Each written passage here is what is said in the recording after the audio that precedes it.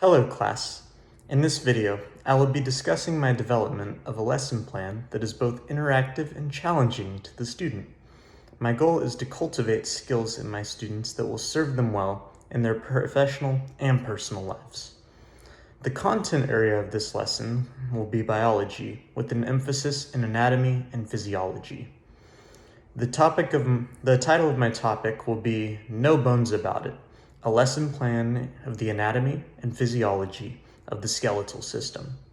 This lesson will cover the anatomy and physiology of the skeletal system, including components such as the axial and appendicular skeleton, the structuring components of osseous tissue, the different subtypes of ossification or bone formation, and the causes, symptoms, and treatments of bone-related disorders. My three objectives will be this. The first objective is that students will be able to demonstrate an adequate knowledge of bony tissue structure, the different types of bone, including by composition, cortical, and spongy bone tissue, and by shape, such as flat, irregular, long, short, or sesamoid. The second objective is that students will be able to identify the two forms of bone development, or ossification, and be able to explain the difference between intramembranous ossification and endochondral ossification. Intramembranous ossification often takes place in the axial skeleton and endochondral in the appendicular. The third objective is that students will be able to determine the causes of different bone-related disorders, such as osteoporosis, along with appropriate treatments and risk factors. The next important step of having a good lesson plan in a class is an anticipatory set, which is kind of a hook to get students interested in the topic that you will be teaching them. Mine will be involving the teacher asking the students to list as many bones as they can in the body, and then demonstrate on a skeleton model. And this model can be real or digital, the bones that the students listed. That way, students can get an idea of the bones that they know, and some of the bones they didn't know about. Additionally, I as an instructor will ask students why bones are important and listen and write down their responses.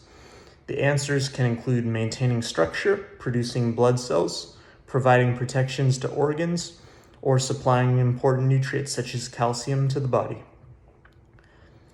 In order to be an effective teacher, you need to have instructional strategies.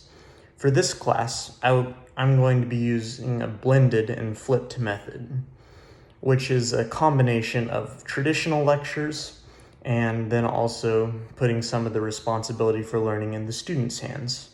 So in my lectures, I will provide rudimentary knowledge about the skeletal system, but it will be the students' responsibility to read about the topic on their own time and to come to class prepared to participate in the discussion and activities.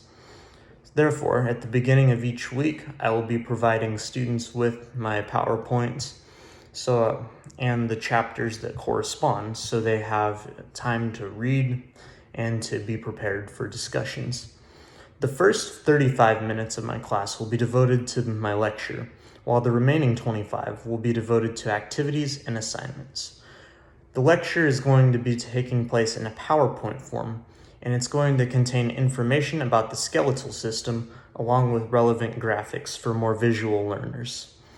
At the end of the presentation, there will be a slide with questions that dig deeper in the concepts that were covered in class and challenge the students' critical thinking abilities. So instead of just regurgitating the information, I want to actually challenge their thought processes and make sure that they have a sound knowledge of the concepts beneath. And the students are going to have 10 minutes to freely discuss the questions with each other and the instructor if they need to. The next important part of the lesson plan is containing some sort of assessment, which is geared to gauge the student's progress and what needs to be changed. So in my class, this assessment is going to be a free response answer to a question of the student's choice. And what I'm going to do is I'm going to provide a list for students to choose from certain topics. So this can include the difference between intramembranous ossification and endochondral ossification, or ask them to draw a structure of osseous tissue and discuss the function of each component, Or it can be deeper and rely on the concepts, such as why is exercise essential to preserve bone strength? Students are going to have to rely on the knowledge that they have gained and their critical thinking skills. And in this section, they will not have access to their notes. Each student must complete this assignment individually and submit it to me after 10 minutes. It's also important in class to have differentiation strategies, which is to account for the differences that many students have. Each person is an individual, and they all have different styles of learning and preferences. For students who use English as a second language, an instructional assistant or another trusted classmate should work with them and work one-on-one with them. For students with learning disabilities such as dyslexia, instructors should offer alternatives such as oral assignments or assessments. For gifted students, more complex materials should be introduced, such as how disorders in osseous tissues affect other systems in the bodies. And then the final part of my class will be a closing activity.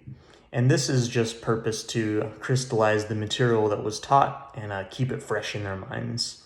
And this activity is going to be a short multiple choice quiz with questions about the concepts that are being covered in class, such as what are the two types of bone tissue, what are the two types of ossification, and the names of certain bone-related disorders.